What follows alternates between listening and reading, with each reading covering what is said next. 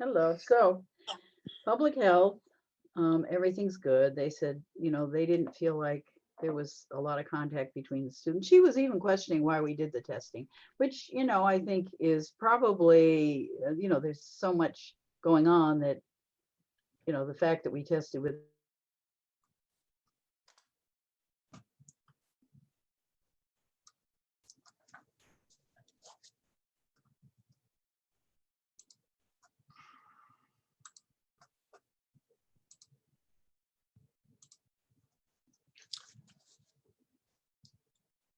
All right, Paulette, are we good to go? We are good to go. The session is being recorded.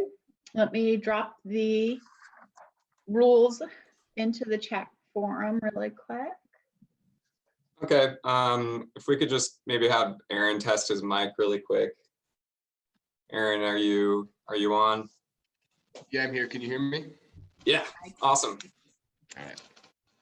All right, well, I think it's a little past, maybe. It's a minute past. All right. Should we go ahead and get good started to then? go. Great, thank you, Paulette. And thanks everyone for tuning in today. This is always an exciting event in Juneau, and especially this year, it's so awesome that really it's almost an international symposium. We have people tuning in from all over the world, all over the country. We are excited to get going. My name is Dashiell Hillgartner, and I'm the Study Away Coordinator at the University of Alaska Southeast. Today, I am really excited and happy to introduce this session's speaker and organization, Aaron Ebner and the Andean Alliance for Sustainable Development, also referred to as the AASD. Aaron's nonprofit, the AASD, is an NGO located in the Sacred Valley of Peru, next to the old Incan capital of Cusco and the gateway to the famous World Heritage Site, Machu Picchu. Most importantly, the Sacred Valley is the site of some of the earliest agriculture on record. These practices and techniques are the focus of the ASD and have been passed down from one generation to the next for time immemorial in the indigenous communities of the region. The Andean Alliance is changing and challenging the standard for international development. They're doing this through their Center for Andean Studies, where they work with student groups, local experts, and communities to harness collective intelligence for local solutions. What I think is exceptional about the Andean Alliance is that they have been collaborating with communities in Peru for more than a decade. Their practices and projects are community-led and are founded on trust, as well as a strong recognition that these communities have a rich and ancient knowledge of the land that can continue to drive progress as it always has. So before I go ahead and turn it over to Aaron, I want to highlight that the Andean Alliance offers education programs and internships available to college students. So that's my plug to any UAS student or faculty member listening in today. Typically, these programs focus on international development, sustainable agriculture, and geographic information systems. But in general, they have partnered with various universities to work on projects that address the complex challenges that rural indigenous communities face as a result of climate change. They have worked with faculty to facilitate short-term courses, offer summer research programs, and a whole lot more. So with that, I'll go ahead and pass the mic to Aaron Ebner, the founder and executive director of the Andean Alliance for Sustainable Development, the award-winning filmmaker, the gardener, and my friend. Take it away, Aaron. Great. Thanks a lot, Dash. Thanks for the introduction. I'm really happy to join you guys today. It's been a pretty cool session so far, and congrats everybody who was part of the organizing team. It's great to kind of join people from around the world, and I know this year we've had more opportunities to do that. And it's great to connect with all of you there in Alaska and from wherever else you're tuning in from. So yeah, so what kind of along the lines of what Dash was mentioning, I am the executive director of the Andean Alliance and one of the founders. I'm currently here in Calca, Peru. Calca, Peru is in the Andes Mountains. We're about 10,000 feet above sea level. And our organization pretty much exists to support campesino culture here in Peru. And when I say campesino, it's a term we use a lot here. That's how kind of small scale farmers here in Peru prefer to be called. Peruvian farmers here, particularly in the Andes Mountains, primarily come from indigenous backgrounds. They're Quechua speaking. They're descendants of the Inca Empire, right? When the Inca Empire was composed of a lot of different civilizations. And we started the organization really to do that, to support Peruvian farming culture and to support development projects that respect the culture, the pace of development, and the future of these communities. So we are primarily an agriculture-based organization, but we are also a social enterprise. So the way that we support our development projects is through experiential education programs. And that's how I know Dash. Dash helped our organization develop some experiential learning programs that allows us to earn revenue in order to support community-led development projects here in Peru. We started the organization in 2010, and we started the organization knowing that we wanted to support community farming projects, but also not knowing how we were going to evolve. And we've evolved a lot in the last 10 years. I'm very proud of the development projects that we had, the agriculture projects. You can see in this photo, one of our employees, he's kind of in charge of our agriculture projects in the communities. His name's Juan Casas. The organization is made up of a very interesting group of expats, internationals, and local Peruvians. So Juan is an exceptional farmer, an exceptional facilitator. He's brilliant at agroecology, and we have a level of staff that really represents well in the communities. And that is supported by our experiential learning programs, which help us earn money so that we can support these projects in the way that we want to. And really what it allows us to do is to stay accountable to the communities. So we're able to generate revenue. About 80% of our revenue comes from business models that we have. And that allows us to stay accountable to the communities as opposed to staying accountable to a funder or a government or a United Nations project, which is a pitfall that a lot of development organizations have, that they have to stay accountable to the funder and they have to kind of ignore the realities on the ground in the communities. So that's one of the things we do. You guys are going to be seeing a video very soon here. About 2 years ago, I directed a documentary called The Potato King. And this documentary was really our attempt to bridge the cultures of these communities here in Peru with some of the communities back in the States, particularly with our university partners. We get a lot of students down here, and it's really important that our students come down here with an open mind and are able to really immerse themselves in the sustainability and the incredible lessons that are to be learned from indigenous communities and particularly from traditional cultures. And this is our attempt as an organization that's trying to support Peruvian farming culture. We felt like we needed to try to communicate some of these stories and try to engage audiences internationally in order to take a different perspective of these communities. It's really easy to look at indigenous communities in Peru and focus on issues of poverty, right? You go into a community and you see mud brick walls and grass roofs, and you see dirty hands and dirty feet. And that's kind of the perspective people get when they come and visit these communities. But really what we need to see is that these communities are incredibly sustainable. In terms of agroecology, they're producing their calories and taking care of their agricultural biodiversity in a way that's incredibly simple, sustainable, and has thousands of years of history. So part of our motivation for this film was to do that, was to show the real strengths of these communities and what we as outsiders should actually be learning from indigenous culture and indigenous traditions here in Peru, but also throughout the world. We created this film. It's a feature-length film. You guys are going to see a small 15-minute version. It was very successful. It premiered at the Santa Barbara International Film Festival. It also went on the Banff Mountain Film Festival World Tour to about 70 different countries. So our goal of sharing the strengths of Indigenous culture in Peru, I think was accomplished more or less. And I think it's the beginning of a longer journey for our organization in terms of sharing stories and helping people from outside Peru really appreciate Indigenous culture. And I think it's particularly interesting talking with the University of Alaska and folks in Alaska, because there is a pretty strong Indigenous culture there also.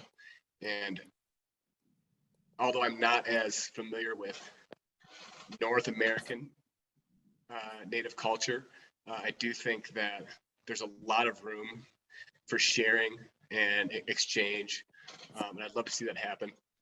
And yeah, so we'll watch this video for now, and we'll come back and we'll talk about some really interesting things that have happened in the pandemic. So Dash, if you want to go ahead and start that video.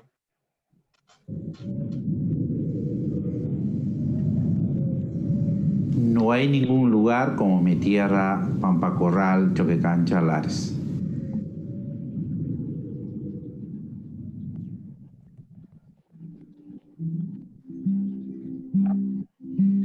La naturaleza es difícil. Está cada momento lluvia, también heladas. Llega a nevar, mucha lluvia. Hay sequía.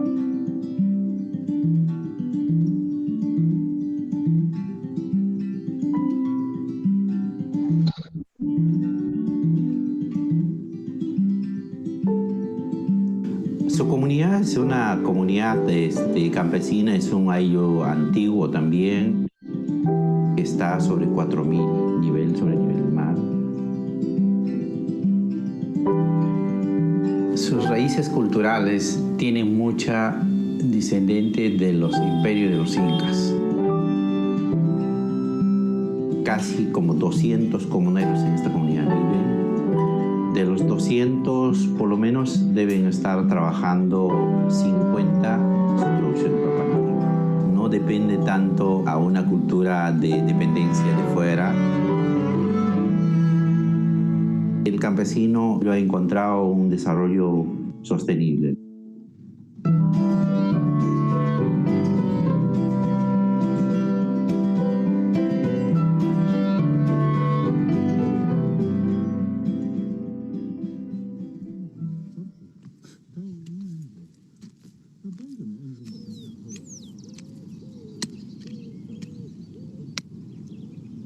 Pokushuleta paikun huixasango puchaypas tiempoqa primera vez siempre noqa anchen ashka barraqta papay saqrawan casi 60 barraq ajnut. Ahorita con el encajado de 350 barraqta.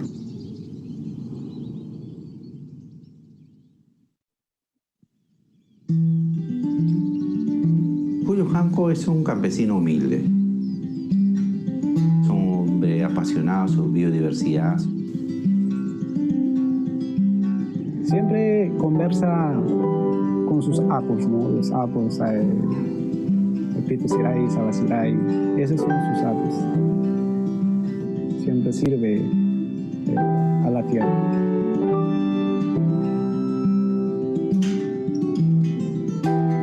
Don Julio ha encontrado un desarrollo sostenible.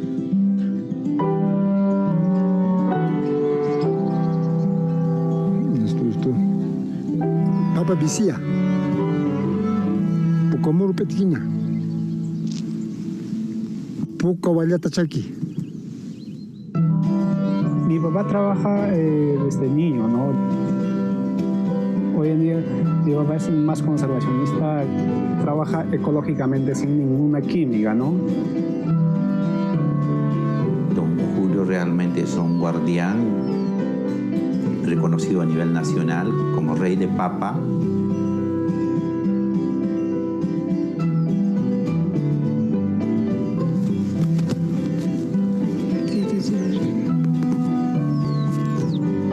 Noqa Maksudi hulyuhan ko mamane. Nuka yani ke sirtu kangkau patape. Nuka yankane papas nativasta.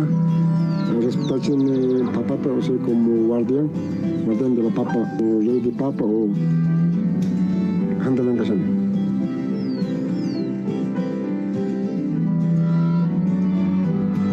Iman takuatang manglang karablak tuatang manglang karablak mas kikilang man ta papa imiman lastak ruru. Jika hinalat lang karay cik.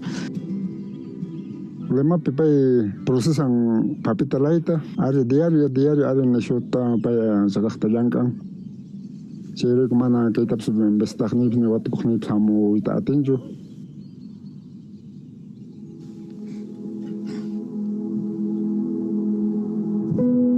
Mi papá siempre me trataba, era muy recto.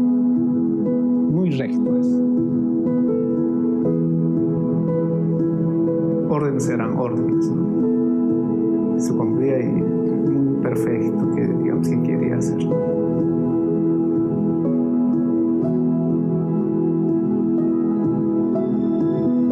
De cariño casi no te da, no muestra a mi papá, lo tiene dentro de su corazón, casi lo mismo yo llevo, digamos, dentro de mí.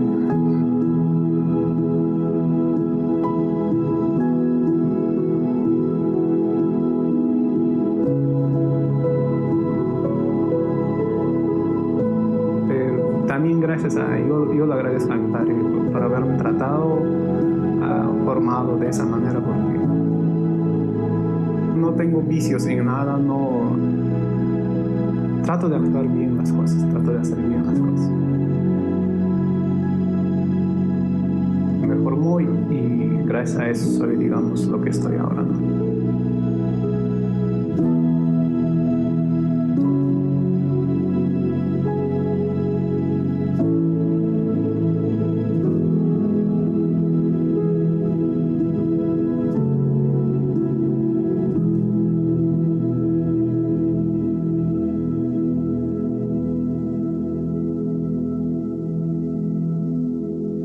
A lo que estoy acá es por la comercialización de papa, por ayudar a mi papá, por ayudar a la comunidad de Pampa Corral. Mi nombre es Hernán Jancomelo, soy productor de papa nativa. Para mí era un poco difícil, ¿no? de salir allá y llegar acá. Cuando yo vine, digamos, a Lima, no supe hablar español, digamos. Y las personas, los limeños, más que todo humillan o critican, discriminan a los que vienen de provincia, ¿no? Nos decían cholo, indio, trato muy racista, digamos. Ari primerta paipasoj, tres tilakisqalla karan riran lemampi. Hay momentos que quise dejar. Si no fuera mi padre productor o mi madre productora, yo en realidad dejaría. Con más tiempo, digamos, me abro un poco más o tenga más entrada, tal vez abrir una gran empresa que tenga en mente. Por el motivo de comercializar lo que es la papa nativa y los snacks, los sueños, ¿no? Familia con o panachan o para comunicar con Angela con pipes o medio triste lemapi, la que es preocupacam.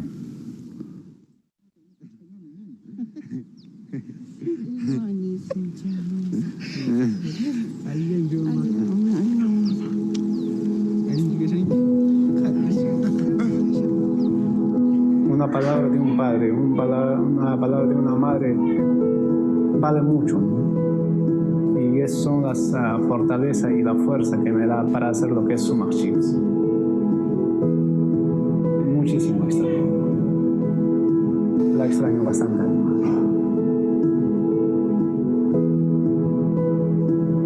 Estoy preocupado por su futuro de mi papá. La producción, ¿no?, de la papa, la conservación de papa nativa. Mi papá casi ya no puede más abastecer, tal vez por su salud más, pero aún sí yo puedo tener más. Yo de verdad, sí, a mí me gustaría regresar allá y conservar. Pero también tengo que ver acá dónde vender, a quién vender. Chayla, checando mana avanzamos con que en caspaps de la salida de cacho. Un panse copón que me una posición para la nipo. Que pinacho. Llegué con mai te son el como más largo plan que etapas.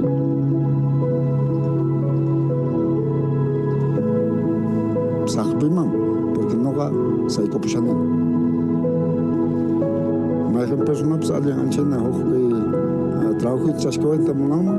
Claro, como gusto. Kala sa kupon jay ko ay kwambas.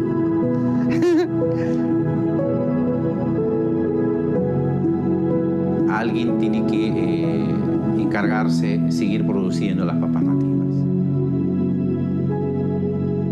Me pregunto, ¿quién va a ser guardianes de la papa o los próximos reyes de la papa?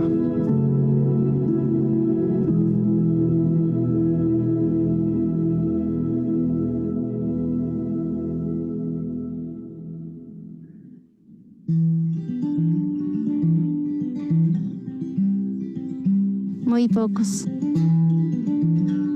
Son muy pocos que quieren trabajar la chacra o vivir así en las comunidades altoandinas. Me siento diferente, claro. No siempre seguir sus pasos como ellos piensan. Mis pensamientos son muy diferentes que los demás.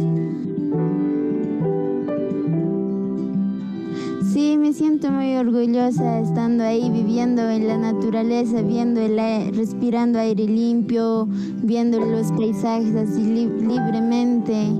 Me siento muy bien ahí con toda mi familia trabajando en la chacra, así como también criando animales, estar junto con la naturaleza así conectándome.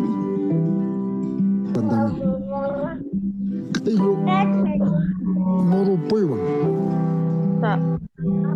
Yanawaña. Masquillo, Junto runto. Huayro, Posi puiwan. Hachunhuacachi. Cada quien tiene su propia decisión de cómo vivir su vida. Para mí no es decisión difícil. Siempre estar ahí en las alturas. Yurak bole. Yanabuli, Compis. Compis, Cuchillupaki. Cuchillupaki, Pucabuli, Murubuli, Pucawairuru, Muruwairuru, Murucumpis, Yanacumpis. Como yo he trabajado desde mi niña y seguir trabajando siempre las papas ahí, junto con mi familia siempre en unión. Mi nombre es Yene Albina Quispe-Surco, soy guardián de la papa y quiero ser la reina de la papa.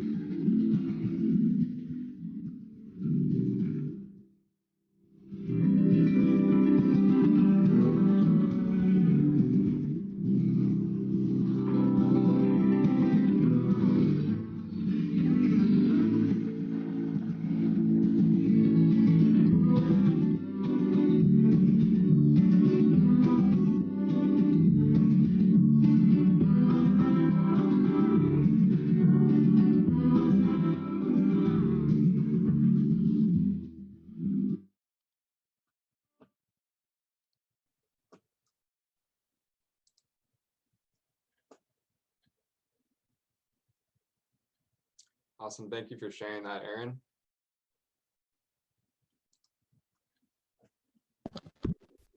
Yeah, you're welcome.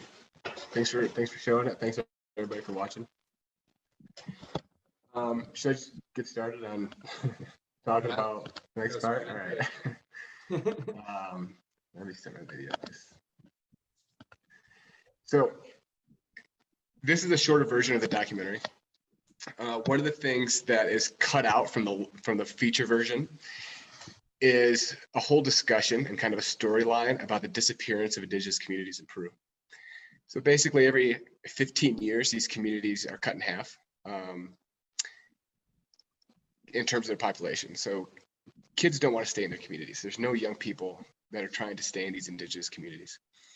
And really from the perspective of a lot of locals here, especially people who grew up in these communities, you know, influence from the outside, media, non-profit organizations, development, the government, have pretty much been communicating to these communities for decades that they're poor and they need to, you know, change their lifestyles, start making more money, and get out of this poverty, right? And there are some issues with poverty in these communities.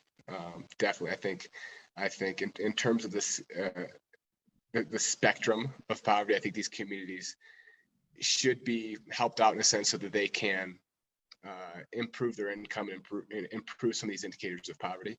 But at the same time, globally, when we look at poverty, we look at how many dollars a day a person makes. That kind of dominates the poverty discussion. And in these communities, of course, they don't make too many dollars a day, but they're also incredibly sustainable. Almost all the calories they need, they produce themselves. They build their houses out of local materials, mud brick walls, straw roofs. They have animals that they use for making clothing, et cetera, et cetera. So if we look at these communities from how many dollars a day perspective, yes, they're poor. But if we use a different metric to measure well-being, right? Right now we use how many dollars a day, and that's our metric for well-being kind of globally. But if we use sustainability as a metric, well, in the States, we would be impoverished and these communities would be some of the richest. So it's unfortunate that there's so much essentially shame in these communities of being who they are, because really the lessons we had to learn from them are much greater than kind of what we can do to help them, right? We need to be focusing more so on learning from them and appreciating this indigenous knowledge and these indigenous lifestyles, as opposed to trying to force kind of capitalism down their throats and creating this shame, which is leading to these communities disappearing. And that was a big part of the feature film. And particularly looking at Julio Hanco, who has maintained this incredible amount of agriculture biodiversity. And so that's what we've been seeing for a long time. And that's kind of an issue we wanted to address in the film. And, you know, 9 months ago, when the pandemic finally arrived at Peru, Peru took one of the more draconian stances towards protecting the population, and they shut down everything. So we went through one of the longest and strictest quarantines in the world. We're just starting to get out of it now, and it started on March 15th. So that was a huge shock to the system in Peru. And what we've seen over the years is hundreds of thousands of people migrating to the cities from these indigenous communities. And once the pandemic hit, we saw the largest internal migration this country has ever seen. So we saw hundreds of thousands of people leaving the cities and returning to their ancestral communities. So returning to these communities that we saw in the film. That's a pretty incredible phenomenon. You have stories of people who left Lima and walked hundreds of miles to the jungle on the eastern side of the country. There's a story of one woman, Maria, who left Lima and walked with her 3 daughters. One of them was a toddler, to her community in Ucayali. And I can't remember how long how many miles the trip was, but if you Google map it, it would take you about 180 hours. And she had to go up and over the Andes Mountains. So the amount of elevation that her and her family had to get through was the equivalent of going from sea level to Mount Everest and then doing another 10,000 feet on top of that. So people made some incredible sacrifices to get back to these communities. And that's something we saw all over the place. And I wrote an article in an online blog kind of representing this story, because it was kind of like an intuitive migration back to these communities. And so my question in that article was, why is this happening? You know, why was there this kind of intuitive urge for all hundreds of thousands of people to immediately leave the cities and go back to their communities? And the reality, what I suggest is that these communities offer a level of security that can't be found anywhere else this day and age. These communities have been around for hundreds of or thousands of years. They still use the same agriculture practices. They still speak the same language as they did 2,000 years ago. They still use the same tools. They still organize their communities in the same way. And they've been through a lot of stuff. You know, they've been through Spanish conquest. They've been through different wars when they were under Inca rule, et cetera, famines, droughts, floods, et cetera. And these communities have weathered all these storms. So a piddly little pandemic isn't much for them. And that should open our eyes to the resilience of these communities, to the sustainability. Not only did these communities survive, even though they were completely shut off from the rest of the world during this pandemic, but they were also able to take in a huge amount of people returning, house them, feed them, clothe them without any outside assistance. So you could essentially build a wall around these communities and they don't need anything. And so that was something that we've recognized here as a kind of an incredible phenomenon, and also something that needs the perspective of this phenomenon needs to be represented fairly also. In Peruvian media, they call these people the walkers, and people just filling highways and roads, leaving cities, going to the communities, just highways chocked full with people just walking back to their communities. And the way it was represented in the media was that these people had kind of struck out. You know, these are poor people. It's a shame they can't stay in the cities. They've got to go back to their poor communities, et cetera, et cetera. And when I wrote this article, I want to say, okay, yes, it is a shame, but also they're returning to a place that offers them so much security that we don't find in too many places in the world. And we need to really appreciate this indigenous culture that we have here in Peru, because without it, there'd be a much bigger catastrophe here in Peru, especially with those poor people in the cities who couldn't go back. So through that article, we wanted to expose, like, hey, these communities are offering an incredible refuge, and they're able to take the burden of hundreds of thousands of people coming back. They're able to feed them. The sustainability of that, the resilience of that, is something we should all be paying attention to, as opposed to just being like, oh, these poor people who are clogging up the highways on their way home. So that's an important phenomenon that's happening here. And the disappearance of the communities was a big part of the Potato King, the feature-length documentary.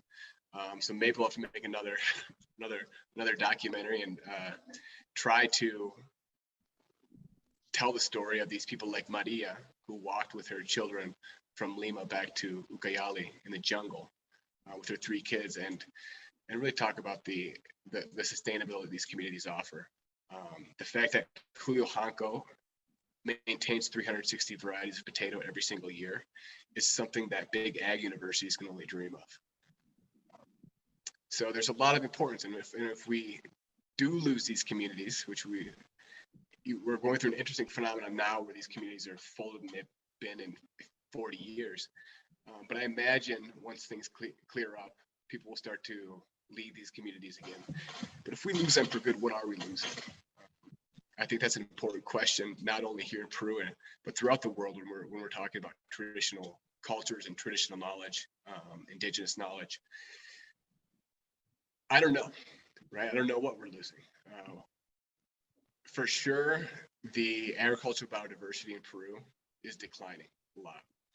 And the conservation of critical ecological zones is disappearing.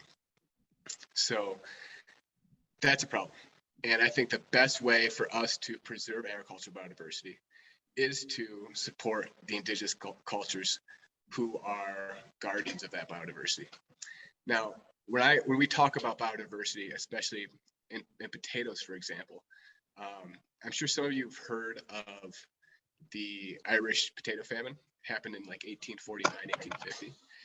Anyways, what happened was that the Irish were essentially growing one variety of potato, or a couple of varieties within that strain. And there's a potato blight, which essentially destroyed a massive majority of Ireland's potato crop. And it happened for years. And almost 1 million people in Ireland died. And in 1850, the Irish population wasn't that big, but almost 1 million people died from that potato blight. Now, if the Irish were growing 350 varieties of potato like Julio Hanco is here in Peru, a lot of those probably would have been affected by that blight, but some wouldn't, right? And some would survive. And that's why agricultural biodiversity is important. And that's why diversity in potatoes is important for that very specific reason. Things are going to happen in the world. We're going to have issues with climate change. We're going to have natural disasters. We're going to have pests and plagues, issues with conventional agriculture like pesticides and chemical fertilizers. These are all pushing us towards very little agricultural biodiversity. But in order for humanity to kind of take out an insurance policy, so we don't suffer the fate of what Ireland suffered, we need agricultural biodiversity, and not just potatoes, but in everything. And like I said before, throughout the world, farmers are responsible for maintaining that. And a lot of times it's farmers from traditional backgrounds. In the States, we have huge conventional farms, industrial agriculture. They're not guarding biodiversity. It's the small farmers in Mexico. It's the small farmers in Latin America, in Asia, in the Middle East. Those are the ones who are protecting kind of heirloom varieties and growing a much larger biodiversity than anybody else. So I think it's really important when we're talking about agriculture that we respect the value that traditional farming has given us. And yeah, so that's kind of what I have to say about all of that. Dash, I think we've got some time for some questions. And yeah. Great, thanks, Aaron. Yeah, I'd like to open it up to questions from anyone tuning in right now. We can maybe give people a second, but I do have a question for you, Aaron, that I think would be beneficial for everyone on the call right now. So I know a lot of the focus of this movie and this particular presentation has been kind of urbanization, right? But I know a lot of what you and your organization also work to kind of combat or mitigate is the impacts of climate change on these communities. And I'm just wondering if you might be able to kind of provide a little bit of more information on kind of those challenges that these communities are experiencing, in addition to the pressures and the stigma placed on them by the Peruvian government, just media in general. Okay, so you want me to focus on some issues related pertaining to climate change? Yeah. Okay. Yeah. So here in the end, we've in terms of climate change, obviously climate change has a much bigger impact on farmers than most of the population. And here in Peru, we've done a lot of research on how farmers are perceiving climate change. So what they're noticing. Big issues is water. We're here in the Andes Mountains. We've got glaciers, but they're disappearing, right? Some have disappeared or they disappeared in the summertime. Some are still here. So you've got some communities that are suddenly running out of water in the dry season. And you have some communities where the glaciers are still there, but they're receding a bit faster. So they're getting more water than they ever had before. When we ask farmers how they perceive climate change here, a lot of it's kind of detailed to the reality. So the rainy season is a bit more unpredictable than it used to be. You see pests and plagues showing up in areas where they shouldn't, especially with potatoes, because the temperature is rising. You have pests that are able to move up higher in altitude, which essentially diminishes the amount of cultivatable land for certain varieties of potato that thrive at high altitudes. Right? We have some potatoes that thrive really above 14,300 feet, and you don't really find them anywhere else in the world. And so that land is disappearing as you go up. Water is a big issue. And in our organization, we work with some engineering students from universities, and we're looking at a very holistic approach to addressing some of this. Here in the community where we have our demonstration farm, we've done a project to map out the irrigation system and test the irrigation system. And that's a very small component. So what we're looking at is the inefficiencies of their irrigation structure, which involves canals, old Inca canals, newer canals. And we're finding that about 50% of all the water that enters this irrigation system, 50% is lost through inefficiencies in the system. So that's part of the things we're trying to address. It's not just improving the basin here. We're trying to do a lot of reforestation to hold water into these communities also. So those are the things we're doing. We have to look at a very holistic approach to climate change here as you would anywhere else. Interesting thing about climate change here is the perception of farmers. So when we ask farmers in these surveys on their perception of poverty, we get the answers like, oh, you know, it's bad because of this, this, and this, but it's also good because of this, this, and this. So we're not seeing just negative responses to climate change. You're seeing people really taking advantage of climate change to their benefit. Well, we see a lot of communities who have created outdoor gardens in areas where you have never seen this before. And it was really interesting is that when we did a huge research project and did a ton of surveys in these communities, and they said, and what we realized is that they have these small gardens in high altitude communities that essentially were never there 25 years ago. And so we realized, okay, so 25 years ago, none of these gardens existed. Why is that? And so through interviews that we had with a lot of the different samples, was that people started experimenting with hardy vegetable crops at high altitude about 25 or 30 years ago. And they did this because they noticed that the temperature was changing. So through that research, we can infer that 30 years ago, people in these communities were adapting to climate change before we ever had the term adaptation to climate change.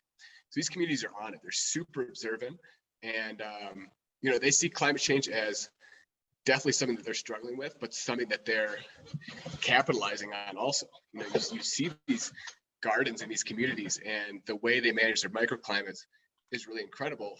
And the fact that they had been adapting to climate change before we even knew what climate change was, is kind of an insight into the knowledge and the indigenous strengths of these communities. Thank you for the answer. We do have a question from Dan Albers who would like to ask that. Dan, do you want to go ahead and unmute? Sure. Thanks so much. It was a beautiful film you put together.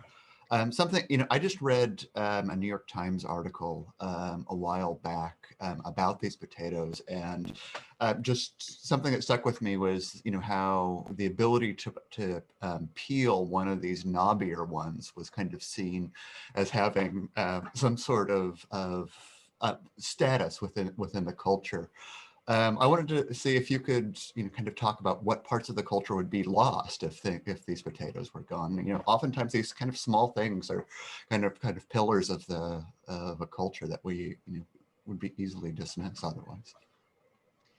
Yeah, so that's a good question. I think in general, we haven't spent enough time trying to learn from these communities in order to be able to answer that question really effectively. But there's little things, right? So there's little things that are very different about these communities that some people might look at and see differently. I remember one time we were going up to these communities and we had some representatives from a university, and there were some kids out there herding their alpacas. And I remember somebody said, it'd be great if you could get these kids something so they could be studying while they're out there with their alpacas, which is a really good example of us viewing their situation, their reality, and being like, oh, it should be this. They could be using their time better. But when they're out there herding their alpacas and out there kind of immersed in nature, they're not doing nothing. That sounds weird, but they're part of their time is they're observing. There's some things that we thought were superstitions, which turned out to be scientifically correct. So, for example, there's a certain flower that blooms in the Andes at the beginning of the rainy season. And it doesn't bloom very often, but if it does, farmers know that they need to move their potato plots up a little bit higher. And what they've realized in the last couple of years is that when these flowers show up, it means that there's enough humidity in the soil and enough warmth in the soil that a certain pest can thrive. And so by seeing that flower, they know, okay, we need to get our potatoes out of here to somewhere else where this flower isn't growing because it's going to be affected by that blight. So little things like that. And I think there's a mentality, right? There's a lot of intuitive things that are going on with farmers that they don't even recognize they're doing. And as an organization, we're trying to scratch the surface of that, right? So I did a research project 6 years ago that was looking at how farmers harness microclimates, right? And if anybody has a 1 acre plot of land, you have several microclimates within that plot. And what we noticed from our site analysis is that farmers were managing microclimates almost perfectly. So we could take cameras with thermal cameras on a drone and show you where the warmest parts of this land is.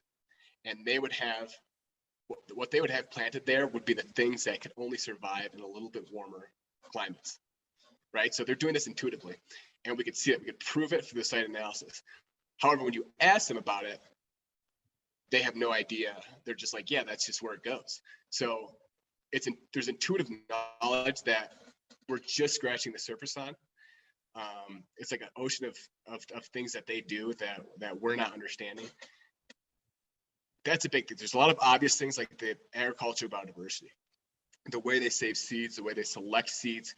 The way they select seeds is cultural, right? So women are responsible for selecting seeds. And so you have this knowledge passed down from grandma to daughter to granddaughter on how to look for the right seeds that need to be saved. And you could line up 15 potatoes that look exactly the same, and they'll separate them in terms of like the gene, like the pure gene, and all of its kind of degenerations to one side or the other. So there's it's really kind of intuitive indigenous knowledge, but there's a lot of things we can learn, and we should be doing that. I'm not sure if that answers your question, but that's about the best that I can do.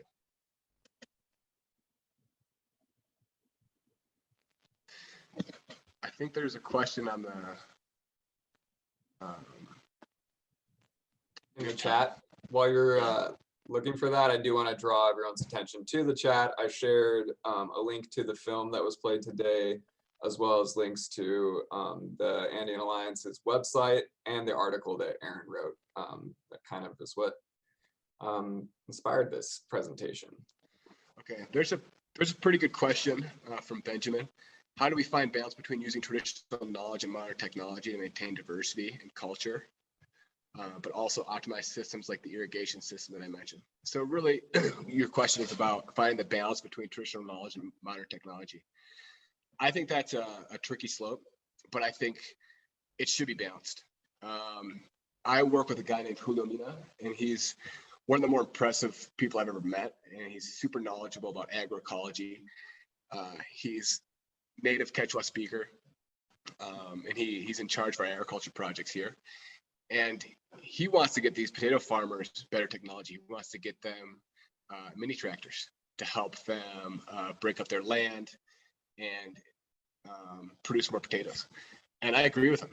You know, I think there's a balance here. The balance is skewed right now, in my perspective, as being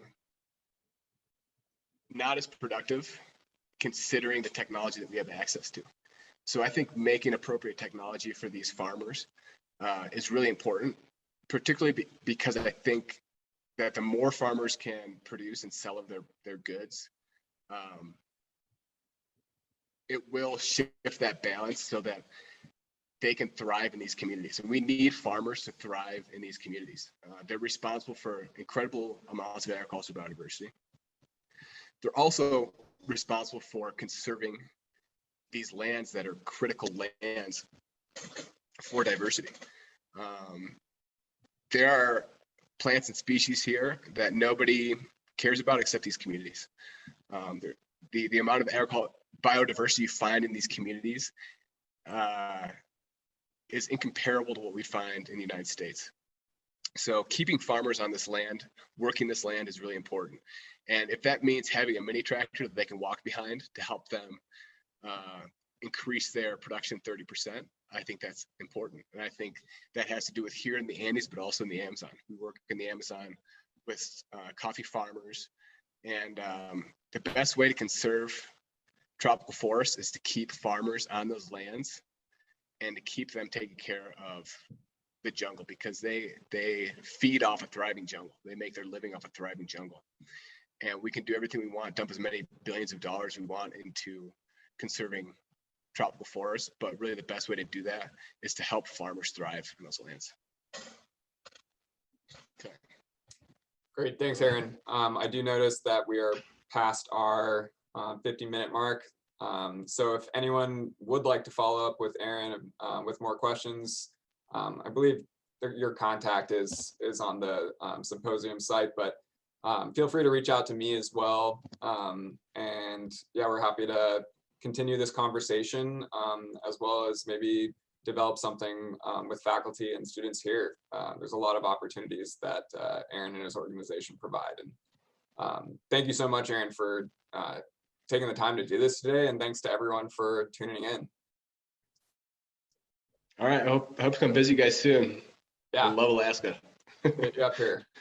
So it looks like, according to the calendar, we have about an hour before the next speaker, who will be Haina Kwan Kalu, and that will be another keynote speaker. And we'll see you all at 1. Thanks, Paulette.